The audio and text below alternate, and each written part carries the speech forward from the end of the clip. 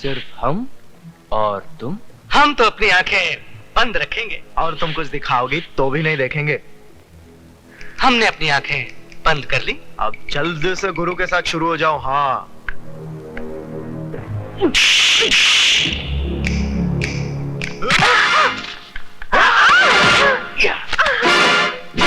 अब ज्यादा नखरे मत करो रानी, इज्जत तो तुम्हारी आज फट के रहेगी। कम से कम अपने कपड़े तो बचा के रखो, वरना मुझे वो भी फाड़ने पड़ेंगे।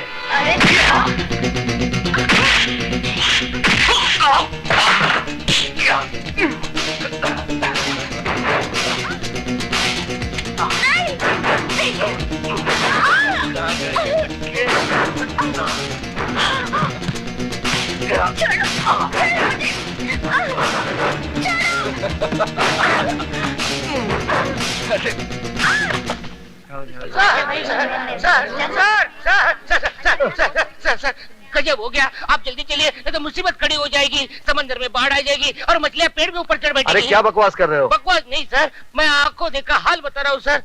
वो अधिकारी है ना, वो सुधा के पीछे पीछे बाथरूम में घुस गया। आप जल्दी जाइए सर, वरना राम तेरी गंगा मैली हो गई नहीं हो जाएगी।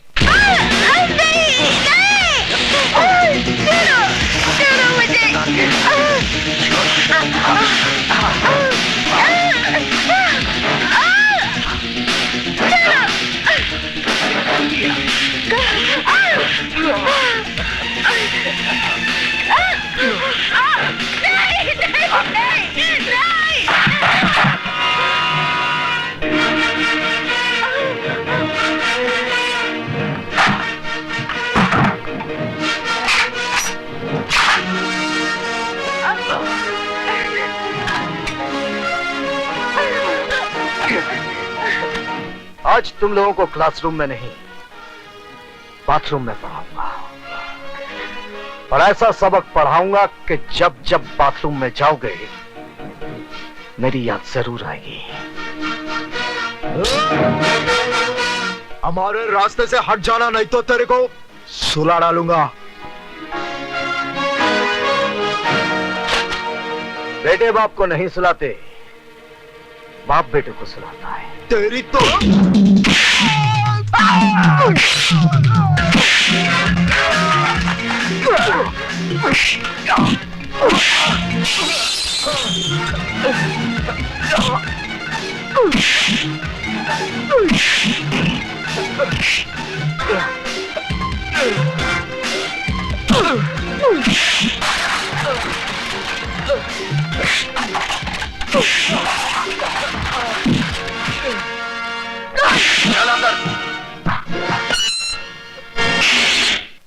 बंद कर दो।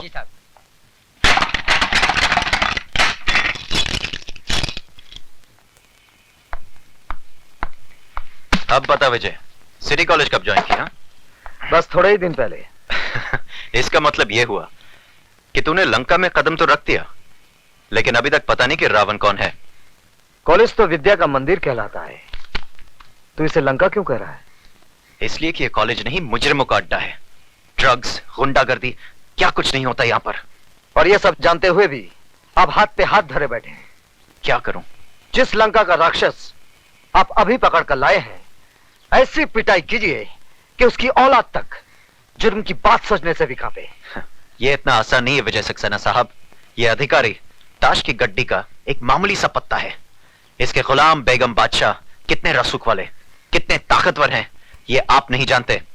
सारे हिंदुस्तान की पुलिस फोर्स मुजरिमों को सजा देने के बजाय उनकी ताकत, उनके रसूख का कितनी इज्जत के साथ बयान कर रही है। इसका मतलब आपका कॉलेज में आना, अधिकारी को गिरफ्तार करना, ये सब एक ढोंग था, नाटक था।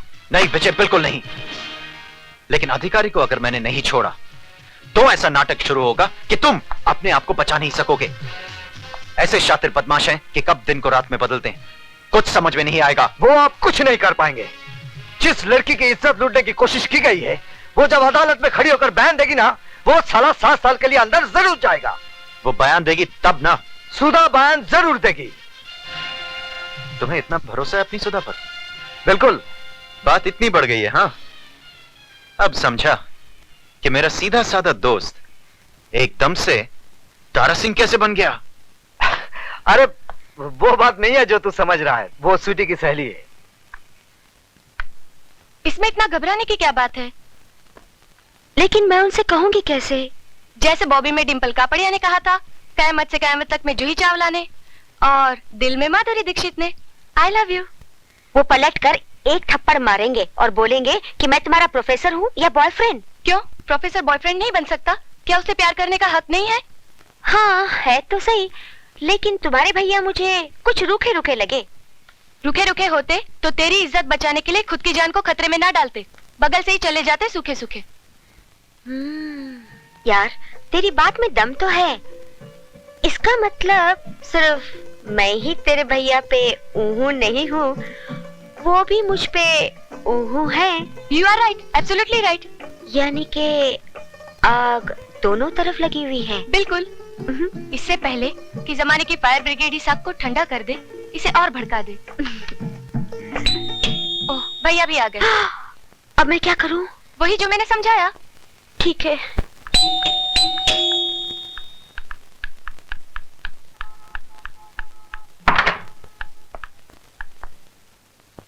आप? जी मैं। स्वीटी कहाँ है? सीटी बजा रही है। जी? जी मेरा मतलब चाय बना रही है। बैठिए ना। मैं तो बैठूंगा ही, आप बैठिए। कहाँ? सामने। पास में नहीं बैठ सकती? पास में क्यों? जान पर खेलकर आपने मेरी इज्जत बचाई है। किसी का शुक्रिया इतनी दूर से कैसे अदा किया जा सकता है?